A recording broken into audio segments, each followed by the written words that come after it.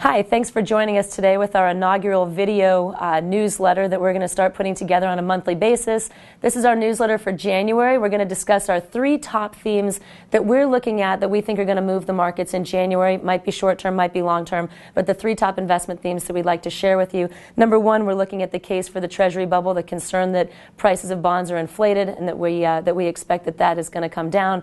Number 2, we're looking for some conviction in the financials and the NASDAQ, looking to see a big move in either of those and probably in the markets, positive or negative, and we're going to explain why. And then number 3, looking at large cap stocks and making a case for perhaps why right now they have led the market, but we're a little bit anxious about them going forward. So the first major theme that we're looking at is probably more of a macro trend, and that is the thought that there might be a bubble in treasuries. And this has been discussed now, on television for probably the last year. There was an expectation that there was a bubble when the 10-year Treasury was at, sub 4. Now we're at sub 2. So, you could say, when do you call this? But this is, I think, a real driving trend for the market. I mean, we are seeing historically low interest rates, lower than we've seen in decades. So let's talk about why we feel there's a bubble in treasuries and what we think might burst that bubble. So okay, well, I think first off, there's a lot of people out there, a lot of famous analysts that have been wrong on this. The Bill Grosses of the world. Bill Grosses of the world is the most notable, who had a PIMCO's bond guru. Right, and PIMCO is the largest bond manager, and he's probably the most famous of the bond gurus, but. He was the most notable analyst to be completely wrong on that, or the most nototable manager to be early on it, I should say. In 2011. In 2011. But he's still saying it now with more conviction. Absolutely. You got to look at the fact, mainly that rates are compressed right now because of government intervention, so they're already artificially low. They're also facing a sluggish economy. They're trying to get the economy fired up again. So put more money back in risk assets and get them out of treasuries. And but it ain't happening. We talked about this before, where they've done the twist program, and they're starting to buy treasuries on the long end of the curve to keep that low also for mortgage rates, things along those lines, to try to spur some action in the housing market too. Right now, it's had limited effect, if any at all. Right. So you've got artificial rates. And part of the reason it's had little effect that we talk about is because of everything going on in Europe, in China, we still look pretty good. Exactly. So there's still money flowing into treasuries, even though the Fed is trying to pump it back out. That's into right. You've risk almost got assets. a double whammy there. You've got, the government really is trying to compress, or the Fed is really trying to compress rates to motivate in the midterm and long term, and you also have a flight to safety because of everything that's going on in the Eurozone right now. So they are artificially low, and that will end at some point.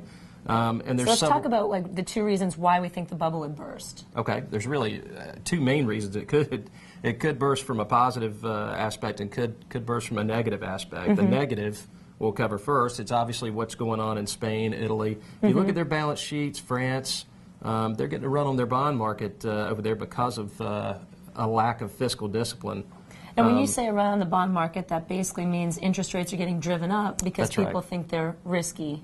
Exactly. They carry more risk, and they force that yield to a point where it's very difficult for them to roll over their debt on an ongoing basis, just like our government does. Right now, we're considered the best in that lot, or a temporary, safety. And one of the main reasons is because we're on the dollar and we can print the dollar. Unlike the euro, where they have to have 17 countries agree to print a euro. Exactly. Exactly. So. The fear is that essentially after the Eurozone, finishes with their problems and, I guess embarks on some form of austerity, that actually moves over to our shores. And that's a very legitimate concern because, right now our debt scenario is not looking too pretty. And eventually they're going to start looking at that and say, wait a second, you guys have the same metrics as, say, Greece. Right. If you look at our government balance sheet, it's pretty scary when you compare it to nations of similar strength from a AAA rating standpoint. France was always considered a AAA rated country. So were we before we got downgraded. So there's definite disadvantages to printing money. But let's talk about the positive side also. Okay. So the negative is basically our rates would start going up simply because we would no longer be the best of the best. There'd be safer places to put money. We'd become a riskier environment. Right. Therefore, some of the so-called bond vigilantes or even just investors in general are going to start demanding more return from their money investing in treasuries, which is going to drive our rates up. That's our negative motivation. Exactly. The market has a way of forcing fiscal discipline. It is not always pretty. So. Right.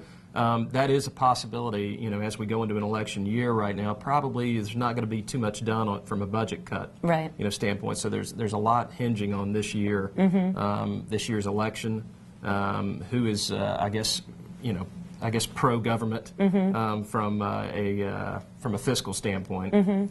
So I think there's a lot riding on this year's election, and I think that outcome will be pretty important. Now, how about the positive motivation? So why would the Treasury bubble burst in a good economy? What's the? I think, you know, in a good economy, you're going to get. You're going to get exactly what the Fed's trying to do. They're trying to spark the economy by getting large purchases such as home prices. If they can get home prices to stop falling, unemployment it helps our banks, it helps jobs, it helps really every sector of our economy.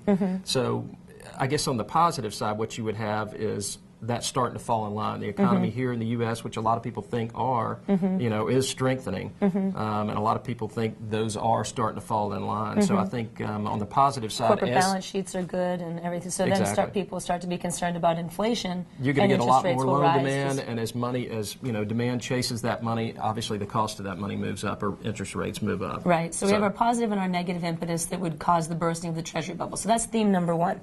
Theme number two is, you know, we continue to see this same volatility, and we're looking at you know, we're looking at a continuation of last year. Unfortunately, just starting January doesn't necessarily mean that the market's new, even though we'd all love to feel that way. So we're seeing the same volatility, and a lot of the charts, I mean, a lot of what you do is looking at charts, looking at historic charts, volume, pricing, et cetera, and a lot of the charts right now are really, they're right at an inflection point. We're looking for a big move in the market one way or another, and I think we're going to see that confirmed pretty soon based on what you're, seeing. So talk to me about that, and talk to me about the two areas that you're looking at for, for that conviction. Well, a lot of the market indices are coming to a point from a technical analysis standpoint, are coming to a point in the chart where there's going to be a break to the upside, or a decisive break to the upside and or downside. That will then continue, we feel, for several months. Exactly, if not throughout the year. So that technical theme is pretty important from those. And we're getting pretty close to that cusp. The range is getting tighter, and we're coming to a triangle of sorts where you're going to get a breakout one way or another. So we watch those charts pretty closely. Okay, and the two that you're looking at specifically, at least, and there's several that you look at, but the two that we actually are showing here are of the financials, which is an ETF called XLF that tracks all financials, and the other is the NASDAQ Composite. Right. Well, you'll hear a lot of people try to downplay the importance of the financials, but the bottom line is they lead. They always lead, and as long as I've been in the business, I've never seen a market rally back or start to or an economy come back without the financials leading the way. That is the engine to the economy, and I think that's a pretty close correlation to what happens. Well, and the NASDAQ is sort of the investment in the economy. Exactly. And so those are the two a lot of the technology and things like that, which we've become kind of a technology-based economy where we used to be a manufacturing economy. So that's pretty important. So I think the financials and the technology stocks, NASDAQ, so to speak, Russell 2000 are pretty important indices to watch. Much more important, I think, than the Dow itself. Okay. So. And we're actually going to look at a chart of the Dow here in just a second with our third theme. But basically, just to summarize, we're looking for, this is more short term, we're really looking for some conviction on the positive or the negative based on what the charts are showing us, specifically the XLF or the financials and the NASDAQ probably over the next coming weeks that could lead the market throughout the year. So that's sort of the second theme that we're looking at. Exactly. Our third investment theme that we want to go over really sort of is looking at the large caps. Specifically, the chart that we're going to show you is the Dow. And we just talked about the fact that we feel that the market is lacking conviction, but we expect to see conviction here soon. One thing that's breaking that trend is the large cap stocks have sort of remained continuously bullish, but we feel that might be somewhat artificial. And so why do we feel that might be somewhat artificial? Well, one thing you got to remember, the Dow really is a price-weighted index, and also has those Dow stocks has typically blue chip, high-yielding stocks, and the high-yielding stocks have obviously outperformed because of the chase for yield. We talked about this a little bit in the Treasury market.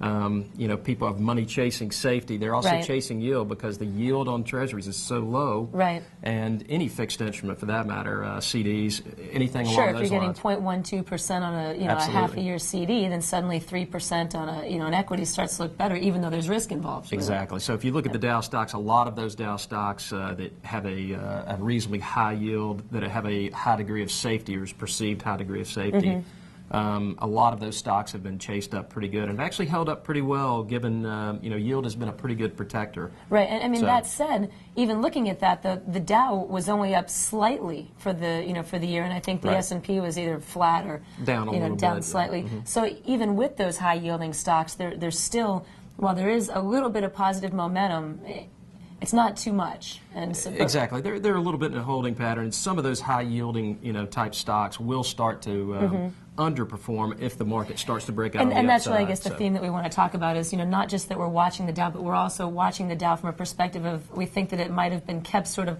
somewhat artificially inflated, but the value is there in these companies. Absolutely. And if we do start to see a rebound in the economy, then they'll also benefit from that, but probably less so than some of the NASDAQ and the financials that we've been The higher looking at growth previously. rated stocks, right? The bigger, safer companies that pay out a lot of their earnings and dividends, obviously going to have a lower growth rate. So Right. the price people pay for that growth rate, really depends on the outlook of the economy overall and how much they're paying out in that dividend. If they're paying a large degree of that, their growth is not expected to be as large as some of Right. these smaller cap stocks. And that when the economy does start to break out and the market starts to move, people start to look for those high growth type companies. Right. So just in summary, our three investment themes are the three main things that we're looking at here. Number one is the concern that there is a treasury bubble, and what we mean by that, of course, is that bond prices are inflated simply because we have very, very low interest rates. So that's number one, and that's really a long-term theme that we're going to continue to look at, whether we have a positive or a negative move in the economy. If you have rates that start to move up, either for We're gonna see either bond prices scenario come down. we talked about, either good or bad, if you see rates on the short or long term start to move up, obviously bond prices are going to move inversely and Right. start and move down. So that's number one. Number two is we're looking, and this is more short term, we're looking for more conviction in the market. Specifically, we're looking at charts of financials, Russell 2000, the NASDAQ composite, and looking to see some real action in those probably in the next couple of weeks that probably will drive the market for several months, if not throughout the year. Right. I think the important point there is to keep a close eye on the chart of the financials. I think that's going to be pretty key in the market going forward this year. They really need to bottom and start to move up. So. And number three is looking at large caps, making sure perhaps that we're not too overweight in large caps because, one, if we see the market start to trend down, they're going to come with us. And number two, and this of course gets back to the short-term themes, and number two, if we start to see the market turn up, they could underperform. So even though they've been a safe haven for the last couple of months, right. Especially with the low interest rates that we have on treasuries and CDs, that's definitely a place to look to start to move out of if we see the market start to rebound in a big way, which would be confirmed by the financials. Exactly, and that's why the charts are important. Once that tells you, hey, we're starting to break out on some of the higher growth names, you'll know there's going to be a little bit of an asset shift from these higher or lower growth companies and higher dividend payers, and that will start to flow out of those. So you'll see those start to underperform. So if you own some of those stocks that you're hiding in for safety and some higher dividend based stocks, you might want to keep a close eye on that and and make sure that you move those assets out of some of those names and maybe reallocate some to the higher growth names at that point. Okay, so those are our three main themes for January. We really appreciate your time. We look forward to talking with you again next month about this.